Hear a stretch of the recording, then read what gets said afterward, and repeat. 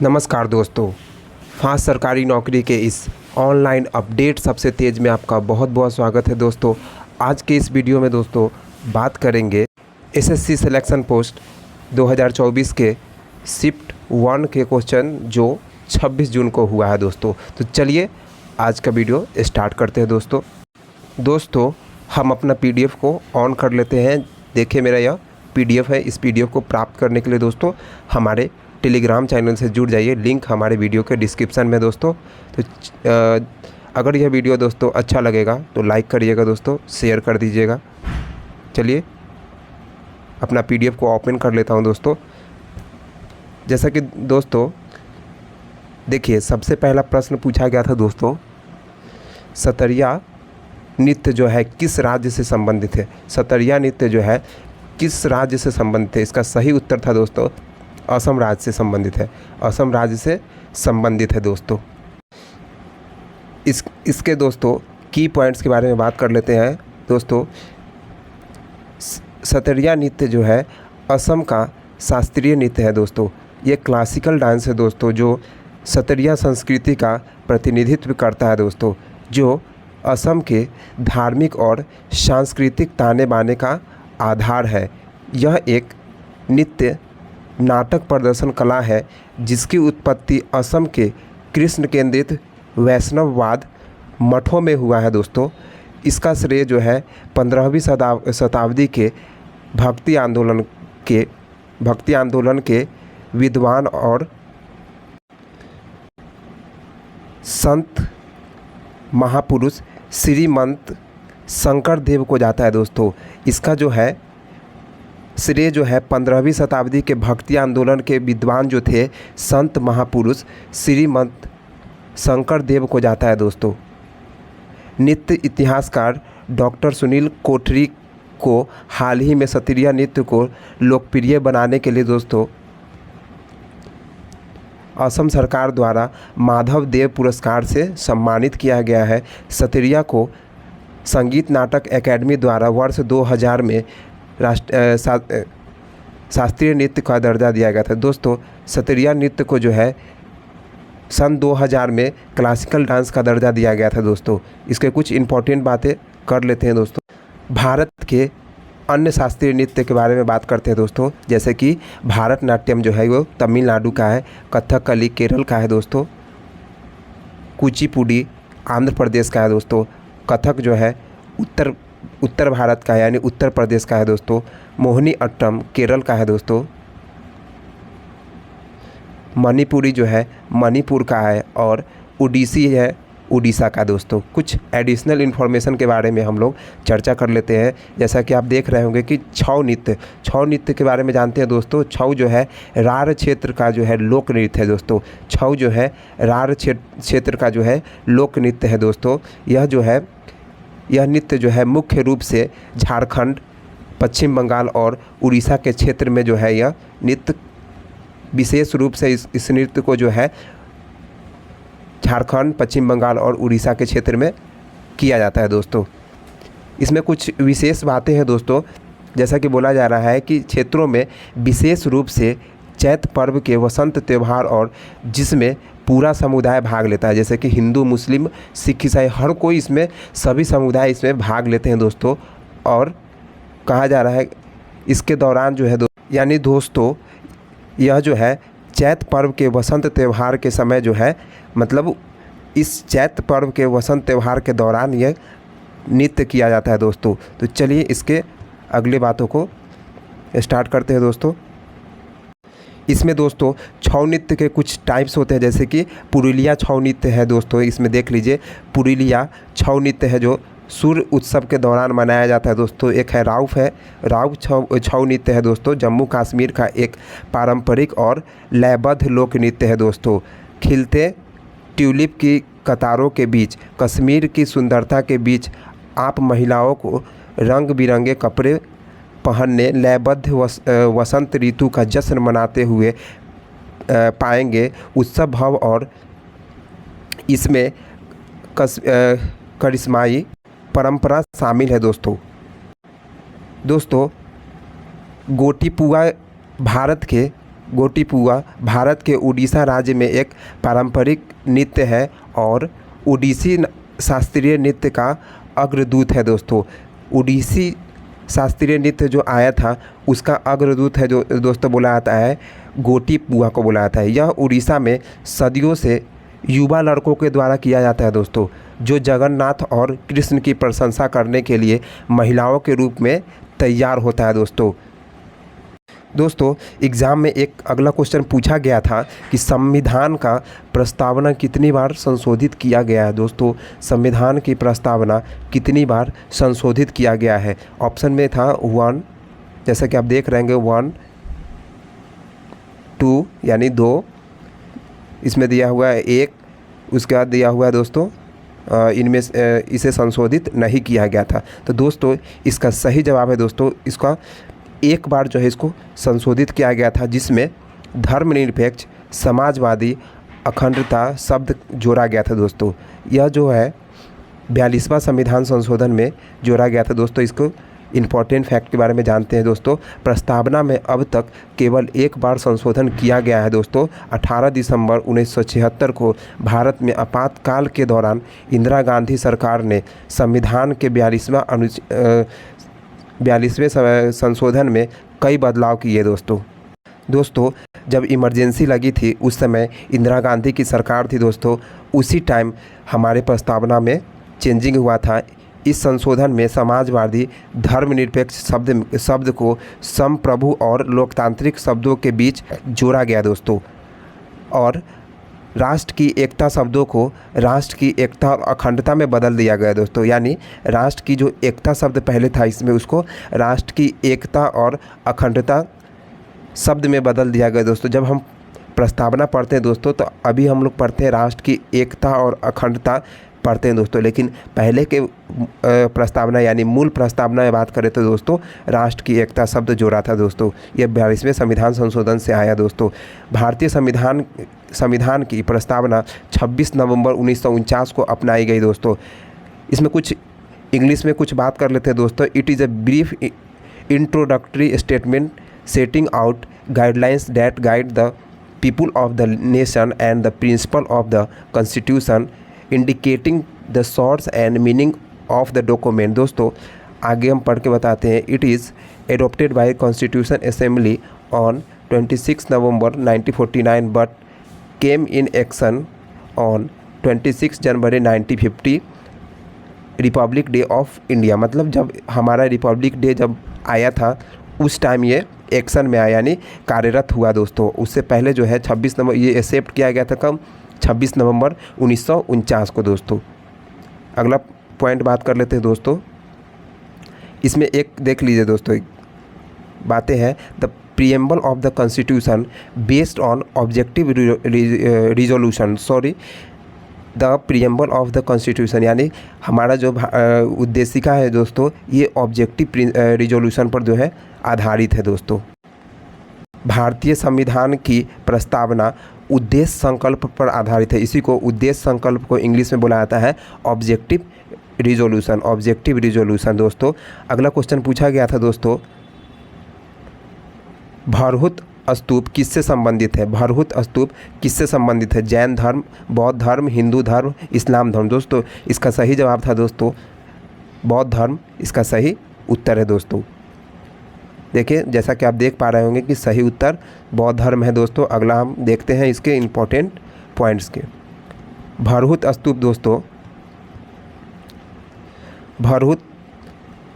भरहुत शुंग काल यानी मध्य 2री शताब्दी ईसा पूर्व की भरहुत मूर्ति कला से संबंधित है दोस्तों। भरहुत स्तूप शुरू में अशोक द्वारा बनवाया गया और बाद में शुंगों द्वारा इसका पुनर्निर्माण किया गया था दोस्तों। भरहुत स्तूप बौद्ध कला के प्राचीन चरणों का प्रतिनिधित्व करता है दोस्तों। यह बुद्ध को प्रतीकों के रूप में दर्शाया गया दोस्तों। यहाँ जो है ये जो स्तूप है यहाँ पर भरहुत स्तूप के पास बुद्ध को जो है दोस्तों प्रतीकों के रूप में दर्शाया गया है दोस्तों। दोस्तों कुछ एडिशनल इन्फॉर्मेशन है दोस्तों। जैन धर्म भारत के 3 सबसे पुराने धर्म में से एक है दोस्तों, जिसका उद्भव संभवतः पहली शताब्दी ईसा पूर्व के मध्य में हुआ था दोस्तों। आज भी यह भारतीय संस्कृति का अभिन्न अंग है दोस्तों। जैन धर्म सिखाता है कि आत्मज्ञान का मार्ग अहिंसा का कारण बनता है दोस्तों। यथासंभव जीवित चीज़ों यानी पेड़ और पौधा सहित को नुकसान नहीं पहुंचाना चाहिए। यानी जैन धर्म जो है किसी भी यानी चींटी को भी जो वो दुख नहीं पहुंचाना, छोटे से छोटे जीव को भी वो दुख नहीं पहुंचाना चाहते हैं दोस्तों। आगे है दोस्तों हिंदू धर्म। हिंदू धर्म जो है भारतीय उपमहाद्वीप में उत्पन्न हुआ दोस्तों, और इसमें प्रमुख विश्व धर्म, दर्शन, विश्वास और अनुष्ठान की कई और विभिन्न प्रणालियाँ शामिल है दोस्तों इसमें।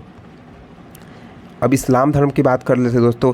इस्लाम धर्म जो है 7वीं शताब्दी ईसा पूर्व में अरब में पैगंबर मोहम्मद साहब के बारे में बोला जा रहा है दोस्तों। ये पैगंबर थे दोस्तों, यानी पैगंबर यानी भगवान के दूत थे दोस्तों, द्वारा प्रचारित प्रमुख विश्व धर्म है दोस्तों। इसमें अल्लाह को एकत्र ईश्वर के रूप में देखा गया है दोस्तों, जो जगत का निर्माता, सतत और संचालक है। इसको जो है अल्लाह को जो है जगत यानी विश्व को चलाने वाला माना गया है दोस्तों। अगला क्वेश्चन आया था दोस्तों, प्राचीन भारत में कितने महाजनपद थे दोस्तों? तो 16 महाजनपद थे दोस्तों। ऑप्शन दिया था 20, 16, 18, 10। इसका सही जवाब था 16 दोस्तों। आगे देखते हैं इसका। आप इसको पढ़ पाइएगा तो पढ़ लीजिएगा, ऐसे हम एक बार पढ़ लेते हैं। 6ठी शताब्दी ईसा पूर्व 16 महाजनपद के अस्तित्व का उल्लेख जो है बौद्ध ग्रंथ अंगुत्तर निकाय में जो किया गया है दोस्तों। और जैन धर्म जो है भगवती सूत में जो है इस 16 महाजनपद का उल्लेख किया गया है दोस्तों। इन महाजनपद में असमक एकमात्र महाजनपद है जो दक्षिण भारत में है, गोदावरी नदी के तट पर है दोस्तों। 6ठी शताब्दी ईसा पूर्व अर्थात गौतम बुद्ध के समय 10 गणतंत्र भी थे दोस्तों। इसमें जो है गौतम बुद्ध के समय बात करेंगे तो 10 गणतंत्र भी थे दोस्तों। अब कुछ यहाँ पर देख लीजिए जनपद है, जैसे अंग है, अंग का जो चंपा है, फिर मगध है, मगध का गिरिब्रज है, काशी का राजधानी वाराणसी है, वत्स का जो कौशाम्बी है, वज्जी का वैशाली है दोस्तों, कौशल का श्रावस्ती है, अवंती का उज्जैन है, मल का कुशावती है, पंचाल का है अही छत्रक है दोस्तों, चेदी का है शक्तिमती है, कुरु का है इंद्रप्रस्थ, मत्स्य का है विराटनगर जो राजस्थान साइड में है दोस्तों, कंबोज का है हाटक, सूरसेन का मथुरा, असमक का है पुटली या पोतन, गंधार का है तक्षशिला दोस्तों। चलिए आगे बढ़ते हैं। अगला क्वेश्चन पूछा गया था दोस्तों, भारत के राष्ट्रीय महिला आयोग की पहली अध्यक्ष कौन थी? भारत की राष्ट्रीय महिला आयोग की पहली अध्यक्ष कौन थी, ये पूछा गया था दोस्तों। और ऑप्शन में देख लीजिए दोस्तों ऑप्शन में दिया था ललिता कुमार मंगलम, दूसरा ऑप्शन दिया था मोहिनी गिरी, तीसरा ऑप्शन दिया था जयंती पटनायक, चौथा ऑप्शन दिया हुआ था दोस्तों विभा पार्थसारणी। तो हम लोग जैसा कि हम देख पा रहे होंगे दोस्तों कि जब सबसे पहले जब राष्ट्रीय महिला आयोग का जब बना था, जब उस समय जयंती पटनायक जो थी इसकी अध्यक्ष बनी थी। पहली महिला अध्यक्ष जो है दोस्तों जयंती पटनायक बनी थी। चलिए इसकी बात कर लेते हैं, तो इसके इम्पोर्टेंट पॉइंट्स के बारे में बात कर लेते हैं। भारत सरकार द्वारा 31 जनवरी 1992 को राष्ट्रीय महिला आयोग यानी NCW का गठन किया गया दोस्तों, यानी नेशनल कमीशन ऑफ वीमेंस का गठन किया गया दोस्तों। श्रीमती जयंती पटनायक इसकी पहली अध्यक्ष थी दोस्तों। जयंती पटनायक इसकी पहली अध्यक्ष। कुछ इंपॉर्टेंस की पॉइंट के बारे में बात कर लेते हैं। राष्ट्रीय महिला आयोग यानी NCW यह जनवरी 1992 में स्थापित एक संवैधानिक निकाय है, यानी इसका उल्लेख जो है कॉन्स्टिट्यूशन में है दोस्तों। इसकी स्थापना दोस्तों राष्ट्रीय महिला आयोग अधिनियम 1990 के तहत की गई है दोस्तों। NCW के एक अध्यक्ष होते हैं दोस्तों। NCW के कितने अध्यक्ष होते हैं दोस्तों? एक अध्यक्ष होते हैं, 5 जो होते हैं इसके सदस्य होते हैं, और एक जो होता है सदस्य सचिव होते हैं दोस्तों इसमें। अब जैसा कि आप देख पा रहे होंगे, इसको आप एक बार देख लीजिएगा, बहुत ही इम्पोर्टेंट हो सकता है आगे भी एग्ज़ाम में आ जाए दोस्तों। आयोग जो है केंद्र सरकार को एक वार्षिक रिपोर्ट प्रस्तुत करता है जो इसे संसद के पटल के समक्ष रखेगी। यह महिलाओं के हित की रक्षा और बढ़ावा देने के लिए भारत का सर्वोच्च संगठन है दोस्तों। महिलाओं को सुरक्षा देने के लिए सर्वोच्च संगठन माना जाता है दोस्तों NCW को दोस्तों। वर्तमान में रेखा शर्मा जो है राष्ट्रीय महिला आयोग की अध्यक्ष है दोस्तों। दोस्तों एक क्वेश्चन आया था, निम्नलिखित में से कौन सी पुस्तक जो है पेशेवर बॉक्सर माइक टायसन का जो है आत्मकथा है दोस्तों। माइक टायसन का जो है आत्मकथा है दोस्तों। इसमें ऑप्शन दिया हुआ था गेम चेंजर ऐसे करके दिया हुआ था। दूसरा ऑप्शन दिया था दोस्तों अनडिस्प्यूटेड ट्रूथ माई ऑटोबायोग्राफी। तीसरा ऑप्शन दिया था वाइड एंगल। चौथा ऑप्शन दिया था state from the heart and autobiography. इस तरीके का दिया था दोस्तों। तो इसका सही जवाब था दोस्तों अनडिस्प्यूटेड ट्रूथ माई ऑटोबायोग्राफी। इसका फ़ोटो हम दिखाते हैं दोस्तों, जैसा कि आप देख पा रहे होंगे कि यह इसका फ़ोटो है, देख लीजिए।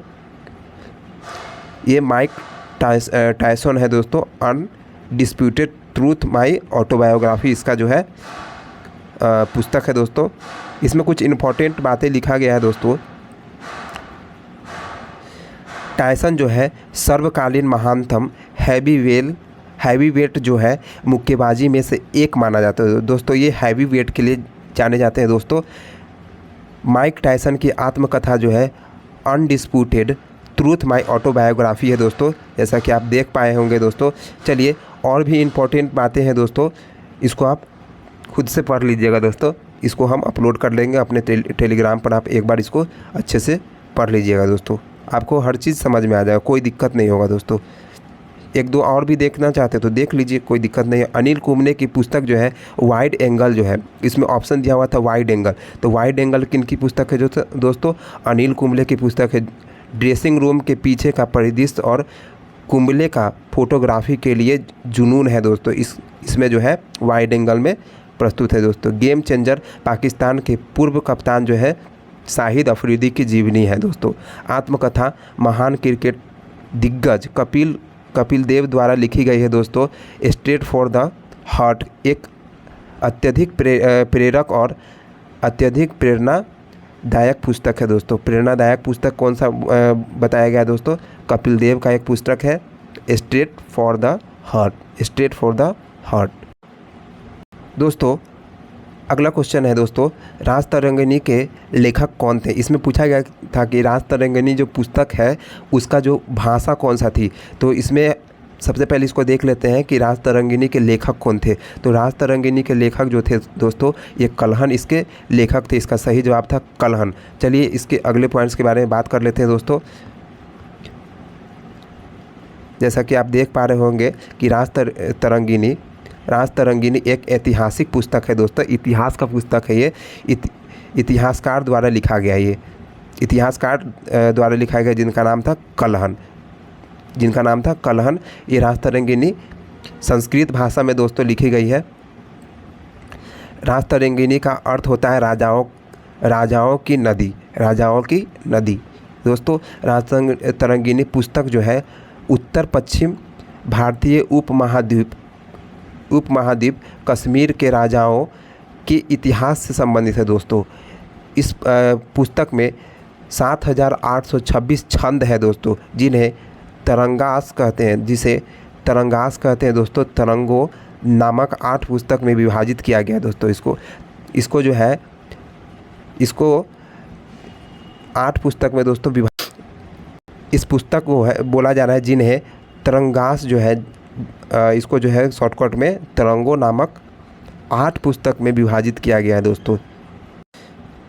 अगला फैक्ट है दोस्तों, कल्हन ने 12वीं शताब्दी यानी 1100 से लेकर के 1150 में कल्हन की पुस्तक जो है राज तरंगिणी लिखी दोस्तों। राज तरंगिणी लिखा था दोस्तों। अब देखिए दोस्तों अगला देख लेते हैं। सूरदास का जो है एक नेत्रहीन हिंदू भक्त कवि थे दोस्तों, जो कृष्ण भगवान की प्रशंसा में लिखे गए अपने गीतों के लिए जाने जाते हैं दोस्तों। सूरसागर, सूरसारावली और साहित्य लहरी सूरदास की एक जो साहित्यिक रचना है दोस्तों, इसकी जो रचना है सूरदास की, वो है सूरसागर सूरसुरावली साहित्य लहरी सूरदास की रचना है दोस्तों। शूद्रक एक भारतीय राजा थे जो अपनी कृति मृच्छकटिका, अपनी कृति होगा दोस्तों।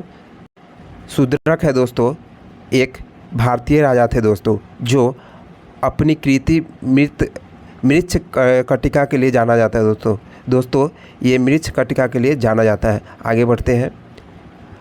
अगला क्वेश्चन पूछा गया था दोस्तों, 2024 के ओलंपिक खेलों की मेज़बानी कौन देश करेगा? 2024 के ओलंपिक देश, इसका ऑप्शन दिया हुआ था, एकदम सेम ऑप्शन दिया हुआ था दोस्तों, ब्राज़ील, यूनान, जापान। दोस्तों इसका सही जवाब था फ्रांस, इसका सही जवाब था दोस्तों। तो चलिए इसके बारे में हम कुछ जान लेते हैं। जैसा कि आप देख पा रहे होंगे कि 2024 ग्रीष्मकालीन ओलंपिक का मेज़बान शहर पेरिस जो है फ्रांस में है दोस्तों। आदर्श वाक्य जो है मेड फॉर शेयरिंग। इसका जो आदर्श वाक्य आइडियल वर्ड जो है मेड फॉर शेयरिंग है दोस्तों। 2024 में पेरिस ओलंपिक खेलों में शामिल करने के लिए प्रस्तावित अतिरिक्त खेल के रूप में स्केटबोर्डिंग, स्पॉट क्लाइंबिंग, सर्फिंग और ब्रेकिंग की पुष्टि की गई है दोस्तों।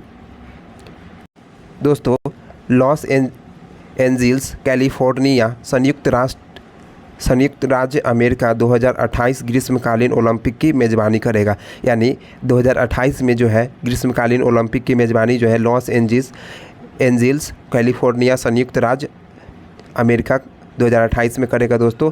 इसी प्रकार से हम देख लेंगे दोस्तों ग्रीष्मकालीन और शीतकालीन ओलंपिक खेलों के लिए मेज़बानी शहर जो है इसके बारे में। चलिए 2026 का बात करेंगे तो मिलान, कोर्टिना डी ओम्पेजो इटली के शहर में होगा दोस्तों 2026 का जो है। और कुछ पहले हुए हैं दोस्तों, 2022 में वो बीजिंग चीन में हुआ था। इसी तरीके से और भी है सारे, इसको आप एक बार देख लीजिएगा दोस्तों। अगला पूछा गया था दोस्तों, संसद की सदस्यता के लिए दोस्तों मुद्दा भारत के संविधान के निम्नलिखित में से किस अनुच्छेद के अंतर्गत आता है? मतलब संसद की जो योग्यता होता है, यानी सांसद बनने के लिए जो योग्यता होता है वो किस अनुच्छेद में, यह कहने का मतलब है इस क्वेश्चन का। तो इस क्वेश्चन का सही जवाब था दोस्तों 84, अनुच्छेद 84 इसका सही जवाब था दोस्तों। तो चलिए, जैसा कि आप देख पा रहे होंगे कि अनुच्छेद 84 लोकसभा का सदस्य बनने के लिए, लोकसभा कही या फिर सांसद कही, बात एक ही है दोस्तों, के लिए योग्यता को परिभाषित करता है। अनुच्छेद 84 में संसद के सदस्य बनने की योग्यता का वर्णन किया गया है, जिसमें राष्ट्रपति, लोकसभा, राज्यसभा शामिल है दोस्तों। संसद के किसी भी सदन का सदस्य बनने के लिए योग्यता क्या होना चाहिए दोस्तों, इसको एक बार देख लेते हैं। वह भारत का नागरिक होना चाहिए, उसे पुष्टि की शपथ बनानी है दोस्तों, और सदस्यता लेनी होगी दोस्तों। उसे लोकसभा के मामले में 25 वर्ष से कम और राज्यसभा के मामले में 30 वर्ष से कम आयु का होना चाहिए दोस्तों। उसको अगर लोकसभा का मामला है अगर, तो 25 वर्ष से कम होना चाहिए दोस्तों, और राज्यसभा के मामले में 30 वर्ष से कम आयु का होना चाहिए दोस्तों। इसके पास जो है संसद द्वारा निर्धारित अन्य योग्यताएं भी होना चाहिए दोस्तों।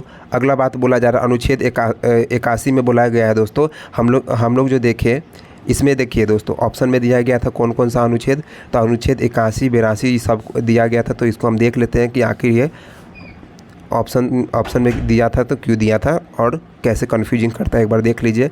81 में है संबद्धता और मान्यता के लिए शर्त है दोस्तों। 82 में अनुदान की अनुमति की प्रक्रिया। 83 में है संबद्धता की प्रक्रिया। 84 में है दोस्तों संस्थानों की मान्यता की प्रक्रिया दोस्तों। तो ये था दोस्तों अनुच्छेद।